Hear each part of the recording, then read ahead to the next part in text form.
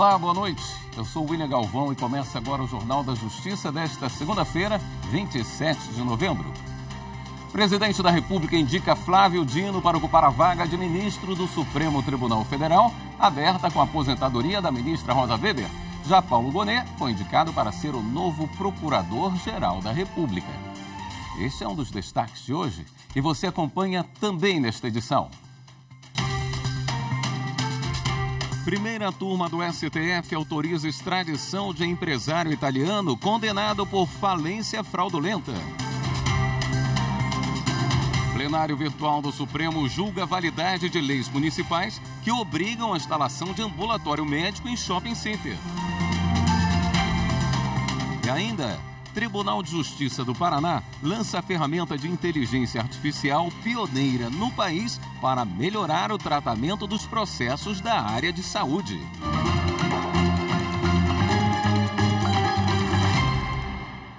Em sessão virtual, a primeira turma do Supremo autorizou por unanimidade a extradição do italiano Luigino Fiocco, condenado pelos crimes de falência fraudulenta e falência simples. Com 72 anos de idade, Fiocco está em liberdade provisória com monitoramento eletrônico, aguardando o julgamento da extradição. Ele foi administrador de uma sociedade fiduciária com falência declarada em 2010. Após responder a 3 processos pela prática desses delitos, foi condenado na Itália a pena de 10 anos e 9 meses de prisão. Em agosto de 2018, ele foi preso no Brasil. O relator, ministro Cristiano Zanin, verificou, entre outros pontos, que ocorreu a prescrição em 2 das 3 sentenças. Mas, na terceira, em que foi aplicada a pena de 5 anos e 6 meses de reclusão, houve condutas ilícitas posteriores a 2005, que passaram a ter correspondência na lei de falências e, portanto, aplicam-se às leis a prescrição de 12 anos prevista no Código Penal brasileiro. Com a decisão, o governo da Itália deverá assumir o compromisso de retirar da pena o tempo de prisão de Fiocco no Brasil e garantir que a pena seja cumprida nos limites da legislação brasileira. O senador goiano Vanderlan Cardoso aponta acusações e ofensas feitas pelo senador Jorge Cajuru em redes sociais em setembro de 2019. Afirma que teve o nome envolvido num suposto esquema de propina para aprovar a nova lei da telecomunicação e, com isso, salvar uma operadora. A defesa do senador Jorge Cajuru alegou que todas as declarações são vinculadas ao exercício do mandato, portanto, acobertadas pela imunidade parlamentar, mesmo que publicadas por meio virtual. Ao analisar o caso, o relator, ministro Gilmar Mendes, explicou que o crime de difamação tem pena máxima de 1 ano e 4 meses. E o prazo para punir o acusado prescreve em 4 anos e já se esgotou, porque a queixa-crime ainda não tinha sido admitida em setembro deste ano. O mesmo ocorreu com a pretensão punitiva do crime de injúria, com prazo de prescrição de 3 anos. Por isso, o relator declarou extintas punições para os crimes de difamação e injúria. E, diversamente, em relação ao crime de calúnia, a pretensão punitiva ainda permanece, pois a pena máxima é de 2 anos e 8 meses, incidindo o prazo prescricional de 8 anos. Os ministros têm até sexta-feira para concluir o julgamento no plenário virtual. Os ministros do STF começaram a analisar a validade de leis municipais que exigem a implantação de ambulatório médico em shopping centers. Marta Ferreira tem os detalhes. Os shopping centers atraem milhares de pessoas que vão para comprar ou se divertir. São ambientes agradáveis e que proporcionam uma sensação de conforto e segurança. Em São Paulo, 2 leis estaduais e um decreto municipal obrigam a implantação de ambulatório ou serviço de pronto-socorro nas dependências de shopping centers, com a presença de médico e ambulância. Essas normas foram questionadas na Justiça. O Tribunal de Justiça de São Paulo julgou o caso e decidiu que elas são válidas. O entendimento é de que a administração municipal exerceu seu poder de polícia, com a finalidade de preservar a integridade física e a saúde dos frequentadores desses locais. A Associação Brasileira de Shopping Centers recorreu ao Supremo Tribunal Federal contestando o entendimento do TJ paulista. A entidade argumenta que essas normas afrontam a competência privativa da União para legislar sobre seguridade social e ofendem os princípios da livre iniciativa, da razoabilidade e da proporcionalidade. A análise do caso ocorre em sessão no plenário virtual. A Procuradoria-Geral da República se manifestou a favor da autora do recurso, por entender que houve afronta ao princípio da livre iniciativa. O relator do caso é o ministro Dias Toffoli, que aceitou o pedido da Associação Brasileira de Shopping Centers e julgou as normas inconstitucionais. No voto, ele destacou que não se desconsidera que os direitos à vida, à dignidade da pessoa humana e à assistência à saúde têm estatura constitucional e podem ensejar uma intervenção do poder público caso o comportamento da iniciativa privada importe em obstrução a seu exercício. Entretanto, na espécie, as imposições contidas nas leis impugnadas afrontam desproporcionalmente a liberdade econômica, consistindo em inadequada, impertinente intervenção estatal, em que pese a necessidade da intervenção estatal no âmbito econômico se orientar na direção de valores sociais, tal atuação não pode ser desproporcional. O prazo para os demais ministros apresentarem o voto termina no dia 1º de dezembro. O presidente Lula anunciou nesta segunda-feira o nome de Flávio Dino, atual ministro da Justiça, para ocupar a vaga no Supremo Tribunal Federal, aberta desde setembro, em razão da aposentadoria da ministra Rosa Weber. Já o procurador Paulo Gonet é o escolhido do presidente da República para o cargo de Procurador-Geral da República. As duas indicações serão enviadas ao Senado Federal. Dino e Gonet devem ser sabatinados pela Comissão de Constituição e Justiça e, para serem confirmados nos respectivos cargos, precisam ser aprovados também pela maioria do plenário da Casa Legislativa. Ao longo do dia, os ministros do Supremo se manifestaram sobre as indicações. O presidente do STF, ministro Luiz Roberto Barroso, afirmou que foi uma escolha muito feliz do presidente da República, já que Flávio Dino foi juiz federal, foi secretário-geral do Conselho Nacional de Justiça, foi governador do Maranhão e é senador eleito pelo mesmo estado. É uma pessoa que viveu no mundo do judiciário, do legislativo e do executivo e que vai agregar valor. Também elogiou a escolha de Paulo Gonet, que foi vice-procurador-geral eleitoral durante a gestão dele no TSE. O vice-presidente do STF, ministro Edson Fachin, disse que o nome do ministro Flávio Dino vem ao encontro dos melhores quadros que a comunidade jurídica pode apresentar para compor o Supremo Tribunal Federal. É uma indicação muito bem recebida. O decano do STF, ministro Gilmar Mendes, afirmou que Flávio Dino possui vasta cultura jurídica e inegável compromisso com o Estado democrático de direito e que também reúne plenas condições para exercer a jurisdição constitucional junto aos demais membros da Corte. Também felicitou Paulo Gonet pela indicação. Disse que ele sempre atuou na defesa da democracia e da Constituição Federal. O ministro Dias Toffoli disse que as indicações demonstram respeito por ambas as instituições que são essenciais para o país e para a democracia. Lembrou que Flávio Dino já atuou no STF e no CNJ e Paulo Gonet tem ampla experiência nos tribunais superiores. O ministro Alexandre de Moraes afirmou que Flávio Dino e Paulo Gonet são escolhas sérias e republicanas e, uma vez aprovados pelo Senado, contribuirão para o fortalecimento do nosso Estado democrático de direito.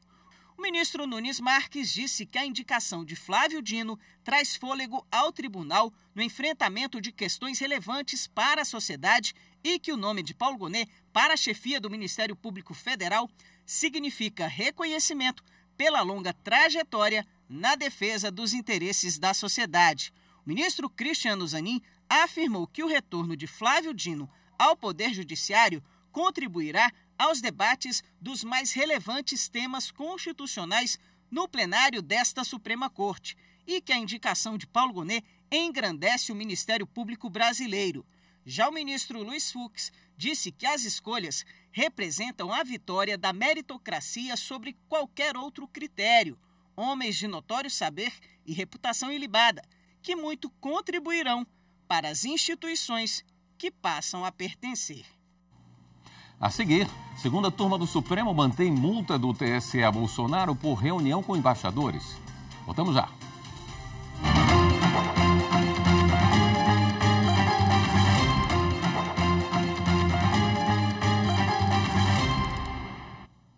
A segunda turma do STF manteve multa aplicada pelo Tribunal Superior Eleitoral ao ex-presidente Jair Bolsonaro por causa da reunião realizada no Palácio da Alvorada em julho de 2022 para falar com embaixadores sobre o sistema eleitoral brasileiro. A turma rejeitou 2 recursos apresentados pelo ex-presidente e pelo Partido Liberal e confirmou a multa de R$20 mil por propaganda eleitoral irregular antecipada. Segundo a Corte Eleitoral, Bolsonaro divulgou fatos sabidamente inverídicos sobre o processo de votação e apuração de votos. O STF seguiu o entendimento do ministro Dias Toffoli de que, como a decisão do TSE foi com base em normas infraconstitucionais, não houve ofensa direta à Constituição, o que inviabiliza a análise do recurso extraordinário. E vamos agora ao Tribunal Superior Eleitoral saber como foi o primeiro dia da 7ª edição do teste de segurança da urna eletrônica. Ao vivo, o repórter Rimac Souto tem mais informações para a gente. Boa noite, Rimac. Boa noite, William. Durante toda a semana, 36 pessoas vão executar 31 planos de teste nas urnas eletrônicas que serão utilizadas nas eleições municipais do ano que vem.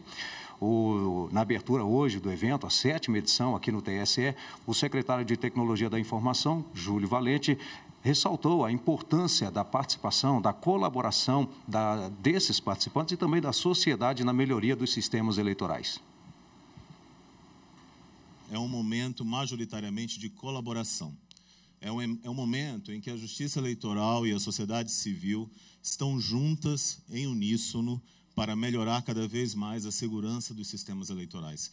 O que nós vemos aqui são pessoas que estão, as investigadoras e os investigadores, dedicando generosamente o seu tempo para apontar-nos, a nós, da Justiça Eleitoral, oportunidades de melhoria. A segurança do processo eleitoral ela é uma construção conjunta da sociedade civil brasileira junto com a Justiça Eleitoral. E é nesse momento que a gente vê essa construção acontecendo. É nesse momento que a gente vê essa colaboração acontecendo. Então, o teste público de segurança ele é importante porque ele efetivamente demonstra a participação da sociedade civil brasileira na construção e no aprimoramento contínuo da segurança do processo eleitoral. Tomaram posse em Brasília os novos procuradores-chefes das unidades de primeira e segunda instâncias do Ministério Público Federal pelo Brasil. Repórter Márcio Fontinelli. Ao todo, tomaram posse como chefes 6 procuradores regionais da República e 27 procuradores da República que vão atuar na administração das unidades do Ministério Público Federal espalhadas pelo país. A Procuradora-Geral da República, Eliseta Ramos, presidiu a cerimônia e destacou a importância do trabalho em conjunto para garantir o funcionamento institucional do MPF. O bom gestor e o bom procurador da República precisam ser reconhecidos e terem as boas práticas replicadas. Comungo da visão de que o Ministério Público precisa buscar inovações, padronizar procedimentos e valorizar a própria força de trabalho, com seus membros e servidores de todos os ramos atuando de modo colaborativo e transversal, de forma cada vez mais resolutiva. A escolha dos nomes seguiu a Portaria 588, de setembro de 2003, que prevê eleição para a definição dos pares que assumem o comando regional do Ministério Público Federal. O mandato é de 2 anos, com possibilidade de recondução. O local de serviço é a estrada. Viagens longas, carregamento de produtos país afora. Estamos falando da rotina de quem trabalha dirigindo caminhão. E a 7ª turma do Tribunal Superior do Trabalho julgou o caso de um motorista de carreta que trabalhava 13 dias seguidos. Quem conta esse caso é a repórter Samanta Flor. O carreteiro de Joinville, em Santa Catarina, contou que tinha contrato de 44 horas semanais, mas ficava de 12 a 18 horas por dia à disposição da empresa, inclusive aos sábados, domingos e feriados. Ele era responsável por aguardar os fretes de retorno, coletar e acompanhar o serviço de carga e descarga de mercadorias e fazer as viagens de transporte dos produtos. Ao pedir indenização na justiça, o motorista alegou que a jornada excessivamente longa e desgastante o impedia de desfrutar de tempo livre com a família. Afirmou ainda que temia pela integridade física e mental, com sentimentos constantes de apreensão, angústia e aflição. A empresa, no entanto, sustentou que não havia provas de que ele tivesse passado por qualquer tipo de dor ou sofrimento e que a jornada de 8 horas por dia não comprometia os projetos de vida do empregado. Ao avaliar o caso, o Tribunal Regional do Trabalho da 12ª Região em Santa Catarina reformou a sentença de primeiro grau que havia negado o pedido e condenou a empresa a pagar R$ 5.000 de indenização ao motorista, com base em prova pericial e testemunhal. A decisão reconheceu que a jornada era extenuante, com trabalho em períodos de 13 dias consecutivos ou mais, o que implicava sacrifícios superiores aos que o empregador poderia, por lei, exigir. A empresa entrou com recurso no TST. O relator do agravo na 7ª turma foi o ministro Cláudio Brandão. Ele explicou que, embora a jurisprudência exija prova para a constatação de dano existencial, o caso é distinto por não se tratar de simples ampliação de jornada. Isso porque consta nos autos o registro de trabalho, que varia de 7 a 13 dias consecutivos em diversas oportunidades. O ministro apontou que, além da exigência de horas extras de forma habitual, havia supressão usual do intervalo intrajornada e dos repousos semanais remunerados. Ele indica qual foi o objetivo que, em termos de projeto de vida, que não foi reconhecido, que não foi viabilizado. O fato de permanecer dias sem repouso semanal remunerado, sem poder conviver com a família, inclusive ter descanso, período de descanso assegurado e também convívio social e familiar, é o projeto de vida que ele disse não poder ter sido afetado. Não é que são aqueles casos que simplesmente se presume a partir da jornada excessiva, não somente a jornada, como também a não concessão de intervalo semanal. Ainda conforme o relator, o formato de trabalho a que o motorista era submetido, com um absurdo excesso de tempo dirigindo a carreta, colocava em risco não só a própria integridade física, como a de terceiros que estivessem conduzindo veículos nas mesmas estradas. Assim, por unanimidade, os ministros da 7ª turma mantiveram a condenação e determinaram o pagamento de indenização de R$ 8.000 ao motorista. Não cabe mais recurso. TJ do Paraná lança ferramenta de inteligência artificial aplicada no judiciário para a saúde. Assunto para o próximo bloco. Até já.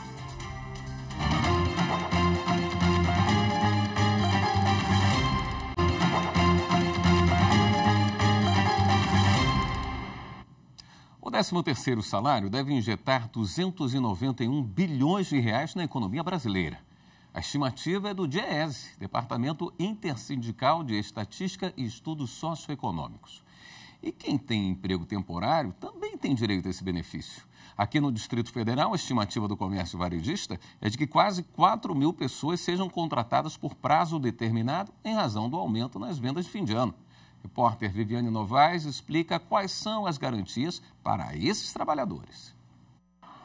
Estamos no maior shopping do centro de Brasília. O mais novo empregado usa barba branca e roupa vermelha. Mas Papai Noel não é o único trabalhador temporário do shopping. O comércio aumentou o número de funcionários para dar conta das vendas de fim de ano. A loja de calçados passou de 4 para 7 funcionários, como explica o subgerente Guilherme Andrade.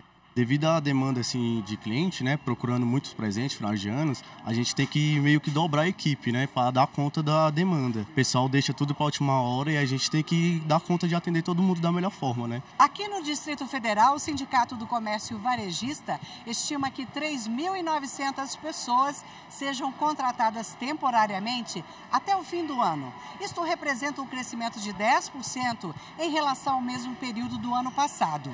Esses dados levam em conta os setores que mais vendem agora: calçados, roupas, eletroeletrônicos, brinquedos e artigos para o lar. O presidente do Sindivarejista, Sebastião Abrita, explica o motivo do crescimento. Nós estamos com a perspectiva, a cada mês que passa, com uma redução da inflação. e uma redução também nos juros. Você pode ver que a taxa Selic, mês a mês, ela vem reduzindo. E também a manutenção do emprego. Quando você tem manutenção no emprego, você gera mais consumo. Então, os nossos lojistas, os nossos associados estão com essa perspectiva. Por lei, o prazo máximo do trabalho temporário é 180 dias, podendo ser prorrogado por mais 90. Ele tem quase todos os benefícios de um contrato por prazo indeterminado, como 13º salário, férias, repouso semanal, contribuição previdenciária e fundo de garantia. O advogado Ricardo Pego lembra que a mulher grávida não tem direito à estabilidade. Se ela engravidar, ela pode sim ser não mandada embora, né? É um contrato que ele tem um termo, ele tem uma data fim. Então, esse direito de estabilidade ele não vai conseguir se estender posterior a essa data que finaliza o contrato. O Sindivarejista estima que 15% dos temporários no Distrito Federal sejam efetivados a partir de janeiro do ano que vem. É a 4ª vez que Edmilson trabalha na loja de tênis durante a temporada de fim de ano. Mas ele espera começar 2024 com emprego fixo. Abençoado, recheado, se Deus quiser. O Tribunal de Justiça do Paraná lançou uma ferramenta capaz de impactar diretamente a eficiência da prestação jurisdicional. É o NatJus GPT, a primeira ferramenta de inteligência artificial generativa aplicada no Judiciário para a Saúde. Quem explica é a repórter Marília Sillen. Foi durante o discurso de participação no evento que o presidente do TJPR anunciou a novidade. Aproveitando esse cenário de inovação e desenvolvimento, o Tribunal de Justiça do Estado do Paraná tem o orgulho, a honra de apresentar um avanço tecnológico significativo. A primeira inteligência artificial generativa do país, batizada de NatJus GPT. A quantidade de informações que tem referente à saúde para que o magistrado tome uma decisão é muito grande. Então isso dificulta muito a capacidade do magistrado de tomar essa decisão rapidamente. Então o que nós trouxemos foi uma ferramenta que faça essa parte de pesquisa para ele, facilite essa pesquisa, facilite o entendimento das diversas notas técnicas que há em 3 bases diferentes até o momento. Nossa intenção é aumentar para mais bases e que ela traga essa informação já de uma forma que o magistrado consiga verificar, então com todas as citações, com todas as referências, e que ele possa rapidamente encontrar o dado que ele precisa para tomar a sua decisão corretamente. O NatJus GPT será capaz de colaborar com o aumento da celeridade em processos da área da saúde. Essa ferramenta lançada hoje pelo Tribunal de Justiça, ela faz toda a indexação das pesquisas que já existem e num âmbito restrito, com controle de alucinação, com que não haja invenção de uma nota técnica, ela apresenta a melhor resposta ao magistrado. Então, é mais um instrumento que o magistrado terá a seu dispor para que, de maneira rápida e eficiente, preste a jurisdição.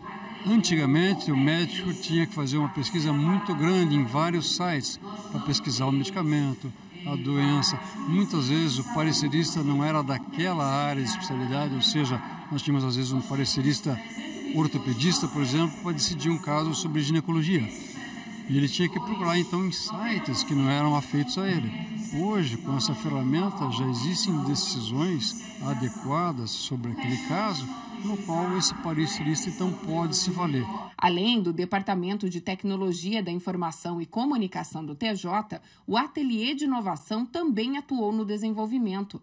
A ferramenta foi executada pela empresa fornecedora de serviços e licenciamentos que detém contrato com o TJPR, estabelecendo um marco importante para o sistema judiciário.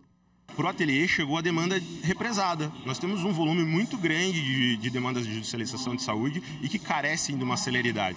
Hoje, nós trabalhamos para entregar mais eficiência, não só para os operadores do direito, mas também para o jurisdicionado. Então, nós mesclamos a base, a necessidade dos nossos usuários internos e a necessidade principal, que é do cidadão que precisa da justiça. A grande novidade da ferramenta não está no conteúdo, mas na forma de buscar essas informações. Aqui no Fonajus, ela foi apresentada amplamente para todos os participantes e já existe uma expectativa de que ela possa ser compartilhada e utilizada por outras instituições no país. Esta edição do Jornal da Justiça fica por aqui. Um bom início de semana para você. Até amanhã.